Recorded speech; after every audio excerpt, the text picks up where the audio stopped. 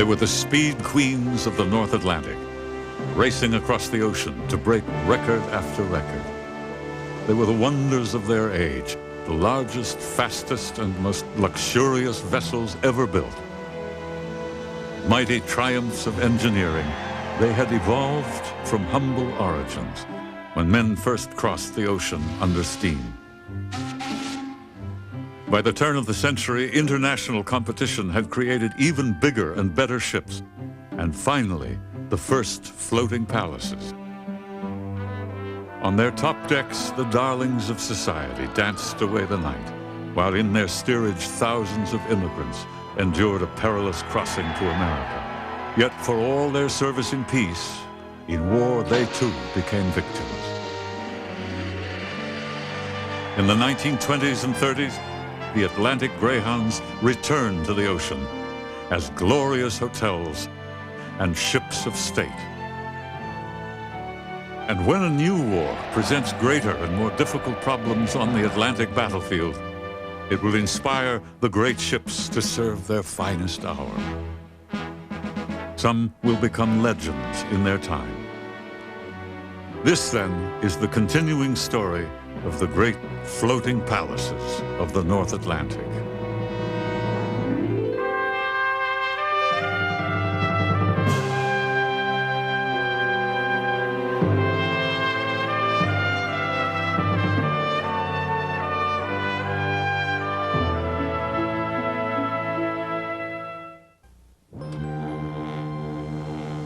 The QE2 is in mid-ocean, eastbound from New York to her home port of Southampton. It has taken her 3 days and 1,300 tons of diesel fuel to come 1,500 miles. Back in those early days when Samuel Cunard's first ships began service across the Atlantic, the crossing took 16 days, if the weather was good. Throughout the QE2, the historic traditions of the Cunard Company are everywhere. On display are posters and paintings that recount the Cunard history, from hauling the mail to moving passengers, from wood and sail to iron and steam. Here also is the Silver Boston Cup presented to Samuel Cunard by a grateful city after his early ships linked Boston to Britain. For Cunard, crossing the Atlantic was a good business. As he said to his partners, "We have no roads to build, no tracks to lay. All we need do is load our ships full and steer a course across the wide ocean." True as that may have been in 1840, 100 years later, a Second World War would turn the floating palaces into the prey of a vaunted enemy.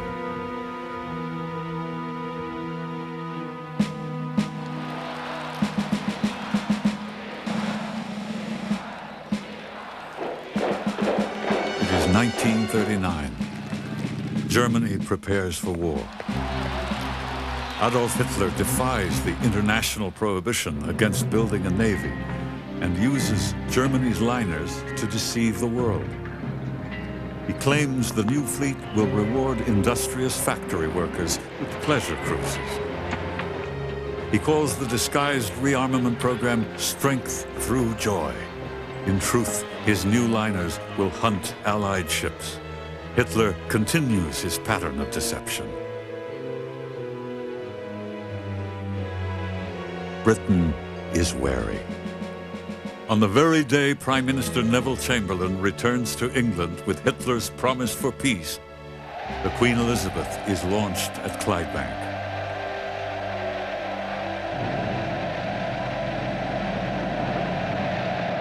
She will be Cunard's newest liner, sister ship to the Queen Mary, and the largest ship in the world, 11 feet longer than her predecessor.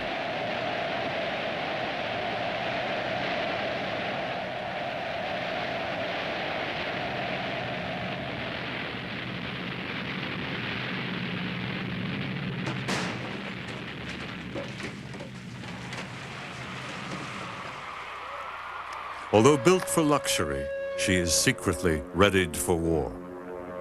And war does come.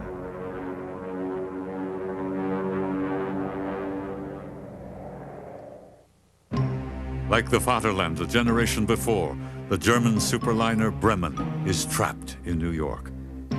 British cruisers wait just beyond the horizon. Under the shroud of a moonless night, the Bremen makes a daring run to sea. Steaming at full speed, she outruns the British warships and heads for the neutral port of Murmansk in Russia. As she races for safety, the crew paints the entire ship battle gray from scaffolding flung over the side. Drums of diesel fuel line her deck. If the Bremen is captured, Hitler has ordered the crew to set her ablaze. But she escapes. She arrives in Murmansk and goes on to a triumphant welcome in Bremerhaven. At last, she is safe at home, only to be set afire and destroyed by Germans opposed to Hitler. In March 1940, the Queen Elizabeth is prepared for her maiden voyage. Secrecy surrounds her sailing. These big posters are all over the ports of Great Britain about keeping secret. You couldn't say anything about ship movements whatsoever. On pain of death, you're arrested. And there's 3 cases I know where people were shot for that. Of loose talk, they call it, especially in pubs. There were spies here, and that information could get to the enemy. As so many Cunarders before her, she will call on Southampton and then leave for New York. The Luftwaffe dispatches bombers. They arrive high over Southampton, ready to sink her on sight. But once at sea, the captain opens his sealed orders to find a change of plans. The Queen Elizabeth, dressed in battle gray, her portholes painted black, will steam at full speed on a zigzag course for New York. There has been no time for a shakedown cruise. Her engines were tested in the Clyde, running one full forward, the other in reverse. Now it is to be a test of engineering, labor, and luck. New York is 5 dangerous days ahead. The New York Press Corps learns of her flight. They charter planes to search for her in the dense fog. When she finally appears, she is flying the Stars and Stripes in bold salute. After an incredible voyage during which she has eluded German bombers, U-boats, and surface raiders, the Queen Elizabeth takes her place at a Hudson River pier, alongside the Queen Mary and the Normandie, to prepare for her new life as a troop carrier. A year later, when France falls, the Germans will make a futile claim that the Normandie belongs to them, a prize of war. But for now, she is safe, as another peaceful era comes to an end. 2 weeks later, the Queen Mary begins her wartime service. In 6 months, the Queen Elizabeth joins her. They are now the largest troop ships in the world. Their service will change the outcome of the war. In Germany, Hitler offers a bounty of $250,000 for the destruction of either ship. There was a danger from the German submarines, but all the fast ships were on the safe side because they were very fast. The Queen Mary was one time, maybe twice on the target, but they were too fast. They could escape to the submarines. It was the speed of the ships. The Queens steam to Australia and New Zealand. They will carry over 30,000 men from down under to the war in Europe and North Africa, if they can stay afloat. Inside, once stately rooms are now a soldier's humble quarters. The 17,000 men on board must eat and sleep in shifts. The floating palaces have become floating barracks. It is 1942. Now that America is in the war, the Normandie is renamed Lafayette.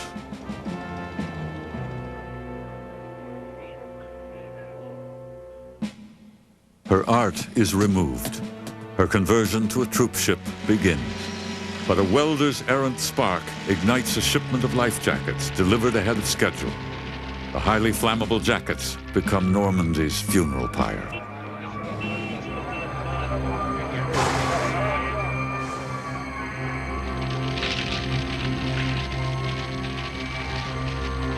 the greatest ship of the age, this winner of the Blue Riband, this elegant ship of state, is consumed in the madness of war.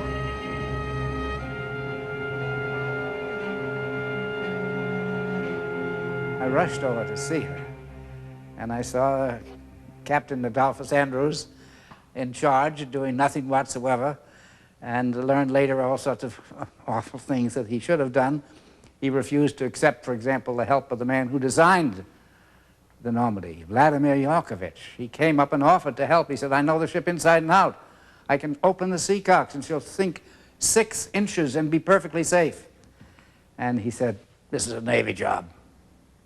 For 2 years, we all came over and watched the raising of the Normandie, inch by inch, foot by foot, and this tremendous whale, this dead carcass was there, filling the entire space between the ship here and the pier there. And the saddest thing that you can imagine, here was the glory of all ships ever built, desolate and finished. Normandie has been in service for only 4 years. Her interiors were among the most beautiful creations ever fashioned, a contemporary museum of French art. Now the beautiful Normandie will be raised and sold as scrap.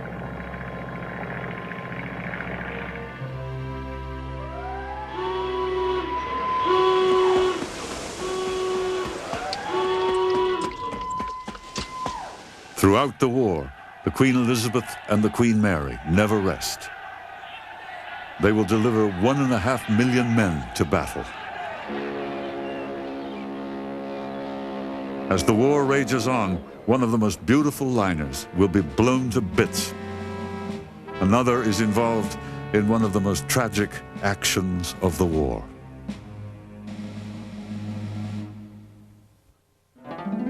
At her launch in 1934, the Queen Mary was the world's largest ship.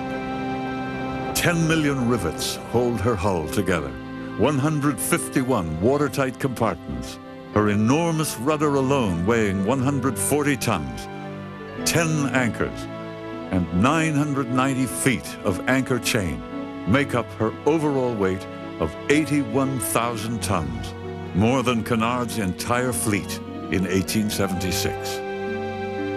In her day, she'd set the Atlantic speed record at 31.6 knots. But in 1940, Britain is at war, and the Queen Mary is the largest troop ship of all time. October 2nd, 1942, the Queen Mary arrives off the Irish coast, just miles away from Greenock, Scotland. Traveling at top speed on her usual zigzag course, she is full of troops. His Majesty's ship Curaçao is dispatched as her escort. 22-year-old Jeff Carter is the ship's wireless telegraph operator. John Hendricks is a 19-year-old American soldier on the Queen Mary. A submarine alert is sounded. The Queen goes on standby. Then begins one of the most extraordinary events in the career of any liner. It's absolutely absurd that this accident ever happened. The Queen Mary was zigzagging. I think they had changed course every 6 to 9 minutes to keep the subs from being able to get their sights on us. The day we were supposed to arrive in Greenock, Scotland, they sent this Curaçao out to escort us in, probably for a half hour. I sat there and watched it as it came up alongside the Queen Mary. It was getting larger and larger, but unfortunately heading our way. Now, my knowledge, our zigzag should cause us to cross her stern, but somehow we seemed to be heading for her bows. As I stood there, the Queen Mary just got larger and larger, until eventually it dawned on me that there was no way we were going to get out of the way of her. I knew we were going to hit, and then I felt just a slight shudder. You could see very little for clouds of steam, voices, people running about. and I could see the stern floating away. The Queen Mary had cut us in two. And about that time, I saw the stern of the Curacao, a prop and the rudder sticking up out of the water, and it was floating back alongside the Queen Mary. Then I heard commotion over on the other side. I ran over there, and the bow was coming down that side. And then it bobbed a little and settled down just about deck level, steam boiling out of it, and then down it went, and it took everything around it. Everything that you could see in the water around it just went right on down there. The Curacao sinks within 3 minutes. According to official reports, all but 99 of her 430 crewmen are drowned. But the Queen Mary is under orders not to stop. She cannot slow, even to lower a lifeboat. We understand now, of course, that she had orders that under no circumstances had she to stop. The other ships around came in and picked up the survivors. We were taken on board the destroyer, and I remember very little after that, other than two things that really stuck in my mind. Was the number of bodies lined up on the deck, and others that were on mess tables down below, choking to death with oil. On her return to the United States, the Queen Mary puts into Boston for repairs. The tragedy remains a secret until the end of the war. When the Queen Mary returns to the Atlantic, she will set the record for the largest transport of troops in a single crossing, 16,683. The war has taken a heavy toll on the ships of Britain's lifeline. 3,557 merchant vessels will be at the bottom before it's over. And many of the floating palaces that once graced the seas are part of the kill. Already gone are the Bremen and the Normandie, both glorious ships, both holders of the Atlantic speed record. Next will be the pride of the Italian fleet, the first superliner to hold the Hales Trophy, the elegant Rex. It is September 1944. The German army is on the verge of collapse. Fearing an Allied landing in Trieste, the SS has seized the Italian liner and will sink her to block the harbor. The British are determined to stop them. Dennis Andrews was a navigator in the Royal Air Force. He was part of that deadly mission. I was on 39th Squadron in the RAF, flying this sort of aircraft. These are Beaufighters, two crew aircraft, with the pilot sitting in the cockpit at the front, and the navigator, I was a navigator, sitting in the cupola at the back. And they were armed with rockets mounted under the wings here. You can see them on this model. And those were particularly suitable for anti-shipping because they would go through the side of a ship and make considerable holes. Ralph Elliott was a Beaufighter pilot.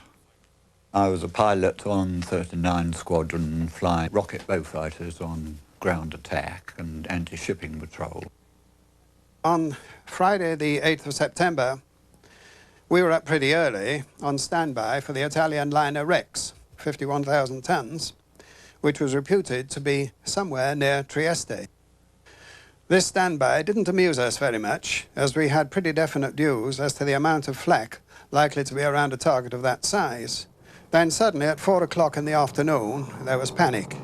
And by 5 o'clock, we were airborne, beating up the Adriatic. We crossed the southeast coast of Istria, and we flew at treetop height, as we always did in these aircraft. It was our best defense. There was, in fact, some machine gun fire with tracer when we were partway across, but no hits were scored on us, fortunately. We saw Capodistria with Trieste beyond, and in between, in the inlet, we could see our target, which was the Rex. Another squadron attacked her first, but as they didn't actually sink her, we were asked to go in for a second attack later on in the day, in the evening that day. She was already, by this time, listening to ports with smoke curling up from one side. We had an escort of 4 Mustangs, and their purpose really was to damp down any anti-aircraft fire. But in fact, there was none from the ship at all, contrary to our expectations. And we then went in, 6 of our Beaufighters and 2 Beaufighters of a South African squadron. I saw the backbursts from the rockets from under the wings here as the rockets were released and fired. Then we hit through clouds of smoke coming up from the target, of course, at this time. And as we curved away over the target, from my position at the back, I then had a full view of the wrecks. And I could see that by this time, smoke was pouring from her full length, and she was almost over on her side, in fact. It was 64 hits, every one a winner. Now we were weaving viciously because there were a lot of puffs of black smoke around, which were heavy ack-ack from the Trieste anti-aircraft guns. There was intense fire at this time, and it was uncomfortably close. But my pilot's evasive action was superb, so much so that it tossed me out of my seat once or twice. In between, I did get 2 or 3 good photographs. And so we went back to base, knowing that the Rex was quite definitely sunk. And en route, I had to send a wireless telegraphy message, so I sent, in Morse, of course, the message, Rex finito. All 6 aircraft returned safely, and amazingly enough, with not a scratch on them, because we'd rather anticipated it would be an extremely dicey operation, that the wrecks would be heavily defended. Later, of course, the photographs were produced and would confirm or otherwise with the pilot's impression of what had happened at the time. It always seems a shame to have to sink anything like that. You have to be prepared to attack whatever target the senior officers set up for you. And so it wasn't up to us to say, well, that's too beautiful a ship to sink. In 8 months, the war in Europe will be over. But for most of the floating palaces, it is already too late. Hitler orders the scuttling of the Europa, but the plan is not carried out, and she is captured at Bremerhaven and handed over to the French, who rename her Liberté. The Conte di Savoia is also sunk, never to sail again.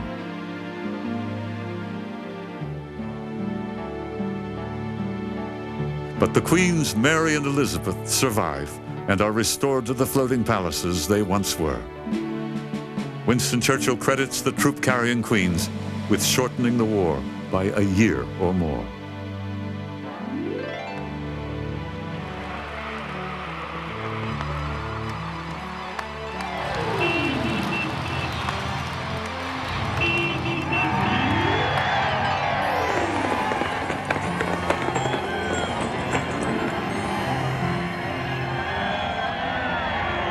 When peace returns, the Queens will still have one more wartime assignment.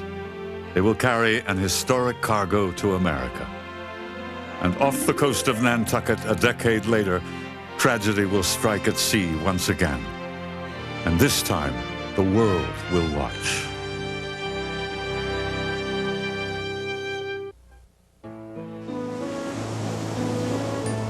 The QE2 is a day from Southampton. As the autopilot steers the 80-ton rudder toward the English Channel, passengers prepare for a final evening at sea. The ship will arrive on schedule, though many would welcome a delay. It will be the last night to celebrate with new friends or old ones. As with all voyages, there are both tears of joy and sorrow. QE2 has crossed the Atlantic at 28 knots. The weather has been good, and the 3,100 miles will soon be behind her. Ocean liners have crossed the Atlantic since the turn of the century. They've carried immigrants and millionaires, mail and war supplies. But in 1946, the Queens Mary and Elizabeth will carry a very special cargo. They are the war brides. Over 1 million of them sailed for America in the years immediately following the war. Years later, some returned to the Queen Mary in Long Beach. It was the largest westbound migration on the sea since 1911. The visit unlocks a tide of memories. War had been going on for 6 years. I'd been married 14 months. We'd always dreamed about the war ending, But you know, when it actually did, it was something of a shock, and we just, all of a sudden I realized that I would be leaving home, I'd be leaving England, and it was an emotional time. I had mixed emotions about that. We came under a act that was passed by Mr. Roosevelt, President Roosevelt, 1945, and it lasted till 1948. That brought all us war brides over under the United States Government Act. I can remember driving up at the dock at Southampton, and all I saw was this huge grey wall. It was like a building, and but I did see a gangplank. We saw what looked like a gangplank. It was on ground level, and instead of windows like a building, I looked up and there were these round portholes. 1 row, 2 row, and I was like this until I got to 12 rows of portholes. And then we realized that this was a gargantuan ship, but we didn't know what ship. It was just awe-inspiring. And so the girls began calling out, what ship is this? You know, nobody would tell us. And then an old Cockney guy who was taking care of some luggage on the deck, he said, don't you know what this ship is? He says, you're going on the Queen Mary. The Queens Mary and Elizabeth are packed with war brides and with their children. It's called Operation Baby Carriage. Eleanor Roosevelt told some of the war brides that they might be going to the United States on the Queen Mary. And then I thought, oh dear, no, not me. This could never happen. Nobody had gone on the Queen Mary but the rich and famous. I wanted to be on her. I wanted to be on the Queen Mary. She was gorgeous. We were the first party of war brides after the ship was turned over from a troop ship. There were some businessmen on board, and some of them took care of the children because so many mothers were seasick. It was a wonderful feeling with all us women together. We were going to a new country. We were all in the same boat. I mean, we were all, there goes that Irish humor. We were all coming to America, you know. And there was the Statue of Liberty in the distance, and the tugboats in New York Harbor were on strike. And so there was one man, he was part of one of the government officials. He happened to be a passenger on board, and he sent a wire to President Truman to allow, to provide safety for the Queen to come in, because she had to have these tugs. So President Truman got, I think it was 8 or 9 Army tugboats. And there were whistles, and there were what they call autogyros in those days, which were really helicopters, as we call them now. And every porthole, every rail, every place on the Queen Mary was filled with girls. That was a most exciting entrance. The end of the war marks the beginning of America's entry into the superliner competition. But just as with the American-built Savannah, that first steamship to cross the Atlantic, the SS United States is an ill-timed venture. After the Second World War, the United States government realized, with WW3 looming in the distant clouds, that the Queen Mary and Queen Elizabeth had been such valuable troop transports. Well, perhaps we need a troop transport of our own. And a little down the road, maybe we should be carrying the national flag on the commercial run to Europe. And so, under the Truman administration, they underwrote $80 million to build America's first superliner, the world's most technologically advanced ocean liner. She is designed by William Gibbs, America's best-known naval architect, famous for his conversion of the Vaterland to the American Leviathan after World War I. The United States is launched into a new era, in a new way. There is no dramatic slide into the river, no royalty, no great wave to soak the spectators. She is simply floated out of her dry dock at Newport News.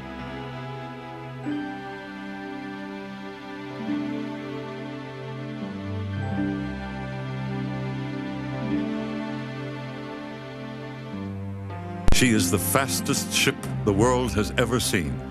Her top speed is an incredible 43 knots. On her maiden voyage, she captures the speed record and becomes the last passenger liner to hold the Hales Trophy. 3.5 days to Europe, 43 knots for a little while on her trials, 20 knots in reverse.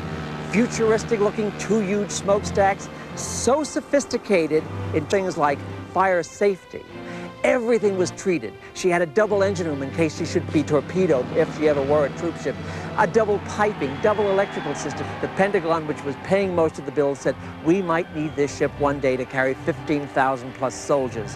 Her idea as a liner was more secondary. Fortunately, she sailed for all of her life as a commercial ship. She never saw war duties. Unfortunately, her career ended in 1969, all too quickly. She was, by then, a big Cadillac, consuming lots of fuel, costing a lot of money. The jets had arrived, her numbers were coming down, and so very abruptly, one November night, she sailed out of New York Harbor with no ceremony, never to return, and endured a layup in Norfolk. That was longer than all the years she actually sailed. When Americans were the first to steam across the Atlantic, they were too early. Now, when they are the best, they are too late. Today, the SS United States is remembered at the American Merchant Marine Museum in Kings Point, Long Island. The contents of her modern fireproof interiors were sold at auction, and the great ship was mothballed. She was sold in 1980 and again in 1992. Her current owner first saw the ship as a passenger. I emigrated to this country back in 1963. And I had a choice to take, I think, a DC-6 at the time, or the SS United States, and I chose the latter. And it was an experience. It was some experience. It is an ocean liner that has no second. If you look at it from an airplane, as we did, it's like an arrow. It pierces through the water. It can go up to 42 knots. There's no other vessel that can go at 42 knots and carry 2,000 passengers. The end story is she's sitting in Turkey waiting for a resurrection as a tropical cruise ship. Will it happen? We'd like to think so. We hope so. We're nostalgic. But will the monies come in to convert a 990-foot long liner that would cost $250 million when she's 40 years old to rebuild for cruising? Stay tuned. The North Atlantic has long been a stern master, but disaster at sea haunts every crossing. But the most recent tragedy is different than the Lusitania or Titanic, because this time, people watched the ship go down on television. On Wednesday, July 25th, 1956, the Italian luxury liner Andrea Doria approaches New York after an uneventful voyage from Italy. Near the coast of Nantucket, she crosses paths with another ship, the Stockholm. How these two, well within sight of each other, fail to avoid the ensuing tragedy is a mystery that remains unanswered. We had been vacationing through Europe at all resorts. We were in Venice and we were in Capri, and we thought this was a fitting ending to a wonderful trip. The reinforced bow of the icebreaker Stockholm slams into the side of the Andrea Doria. After dinner, we went up to the Belvedere Lounge for cocktails or a farewell drink. And we were sitting there, and we had a loud crash. And all of a sudden, the bottles started sliding off the bar. We saw people coming up with life vests on. We couldn't stand. We had to hold on to the posts of the promenade deck because the ship was listing very badly. Mrs. Carlin was in her bed reading a book. Colonel Carlin was at the sink. When the crash came, their room was hit. And when the ships separated, Mrs. Carlin was sucked out into the ocean. And he was able to see her washed away, but was helpless to do anything because she was gone before he could even catch his breath. It was such a ridiculous accident. There was no reason for it. It should not have happened. Because she is near land, the casualties are limited to 52. The Ile-de-France is among the rescuing vessels. The most beautiful sight I ever saw was the name Ile-de-France in lights. And I had told my husband the night before that I wanted to travel on the Ile-de-France on my next trip. Little did I know I would be there the next day. But it's true. That's how it happened. The great floating palaces of the North Atlantic have survived disaster and war, but it is the undeterred march of progress that will finally seal their fate. October 26th, 1957, the first commercial airliner arrives in London non-stop from New York. It will accomplish what acts of God, Atlantic gales, negligence at sea, and 2 world wars could not. It will end the era of the floating palaces. I was in the Queen Mary at the time, and we were full of passengers. And then we heard that a passenger-carrying plane had crossed from New York to London, and from that moment onwards, the great North Atlantic liners began to decline. The ships just disappeared, like a friend that had been hit by a truck. We never had time to say goodbye to them. They just went. Within a decade, the Queen Mary and the Queen Elizabeth are retired. Captain Michael Dodds was in charge of the official send-off for the Mary. I arranged this party on the tug, and we all went down the river singing, drinking, and laughing, and we shouldn't have been laughing. We should have been weeping.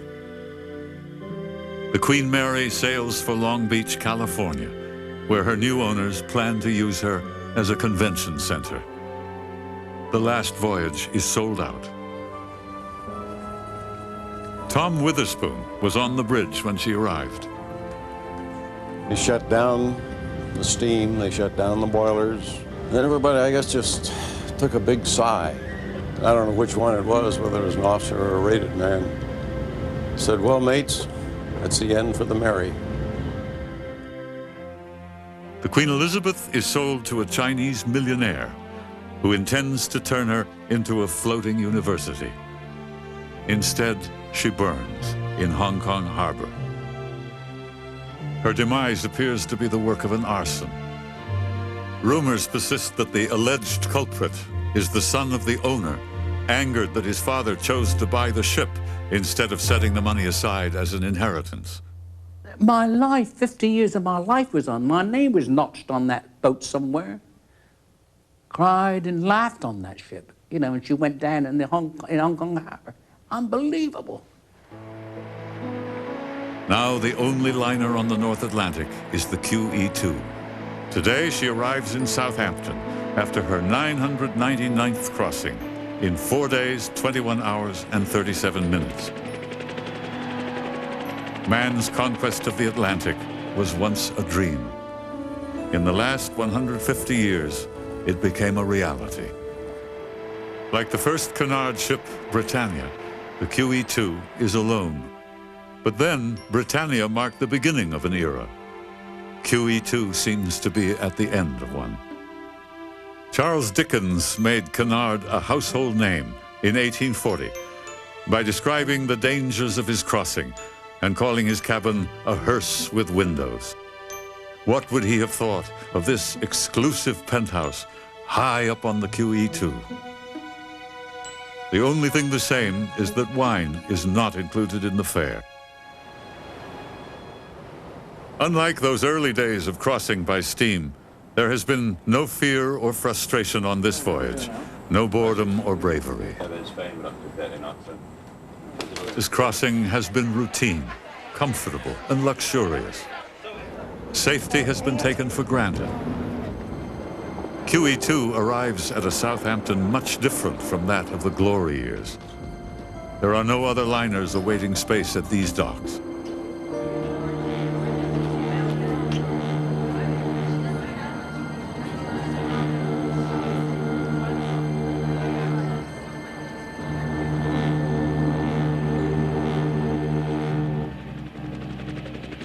But QE2 is not entirely alone here, but the business has changed. Crossings are few. cruisings are many. In fact, more cruise ships are underway and under construction than at the industry's former peak in 1907.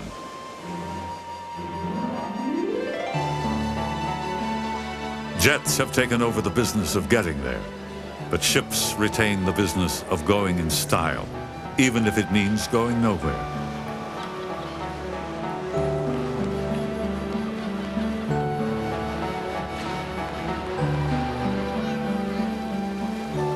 Extraordinary as these ships are, they can never hope to imitate the Normandie, Bremen, or Mauritania. Cruise ships do parade a kind of elegance, yet even their owners will tell you they are no match for those palaces of another era. What has endured from the great liners can be seen in places like the Metropolitan Museum of Art in New York City.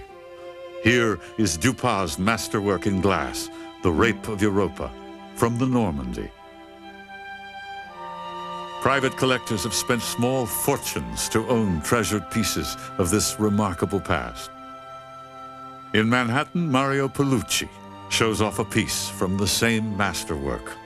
This one has a really amazing figure in it. It's just total fantasy. Nothing really was practical on the Normandie. Everything was exaggerated, everything was over the top, and it was frivolous. If the ship had a soul, that would be what it was about, just about total abandon and just extravagance. In San Francisco, John Mayotel boasts one of the most extensive private collections from the Normandie in the world. I have a collection that extends from postage stamps to furniture, just about every kind of artifact you can think of in connection with ocean liners, except perhaps the liner itself. You sit in a chair from the Normandie, it well may be that Fred Astaire or Marlene Dietrich may have been in that same chair. Probably the most evocative piece that I have is a gold-plated brass replica of the doors that led to the dining room from a great hall of the Normandie. The doors were apparently scrapped, and someone retrieved them, and they're on a church in Brooklyn Heights, and you can go and see them. Those ships and the world in which they sailed are gone now. Gone with them is the vitality that energized many a shipyard and home port. In Glasgow, the Scots still build ships, but in far fewer numbers. In Liverpool, a stoker's monument honors the men who drove the engines of the Titanic until the ship went down, and they with it. But no one can tell the story firsthand. In Germany, the Hapag Hall at Cuxhaven is empty. No immigrants wait for the next ship to Ellis Island. Germany's great liners changed the world. Now their rightful place is in history at the National Maritime Museum in Bremerhaven.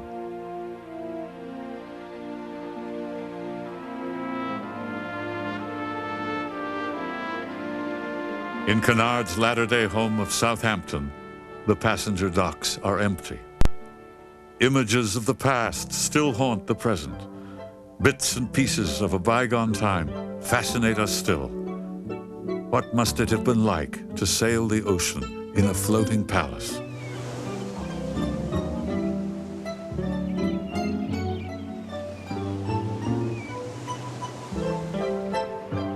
At an historic Southampton pub, where life on the sea was once talked about in the present, memories of the past are rekindled once again. To all those who served in the Queen Mary, and to the Queen Mary herself. And the Queen Elizabeth. And the Queen Elizabeth. Of course. And the Queen. Yes. Cheers. Cheers. And Bing looked at her and they started singing, "Where are you?" You know, and she all blushed up. It's difficult to explain. It sounds silly when you think of a ship as a living thing, but it does develop that sort of personality. We had the Duke and Duchess of Windsor on board, and they had 42 pieces of baggage. And across in that summer afternoon was the sound of the ship's band playing on the top deck of the Bremen. Yeah. And it's something that I've never forgotten. Everybody used to dress for dinner in those days. You know, the dining room was a wonderful sight at dinner time, with up to about 700 or 800 people there, all in evening dress. It was beautiful. You could go on deck at night, and the stars always seem so much bigger than they do ashore. And there was no land in sight, just this lovely sense of peace and the throb of the engines and the waves lapping against the ship. I don't know really how to express it in words. Perhaps the moon and stars will never shine as brightly as when they lit the way for those great ships that once bridled the harsh Atlantic. Indeed, they were but the creations of man. Yet somehow they became more. They were the embodiment of an age that will never come again. Those great ships of state, the floating palaces of the North Atlantic.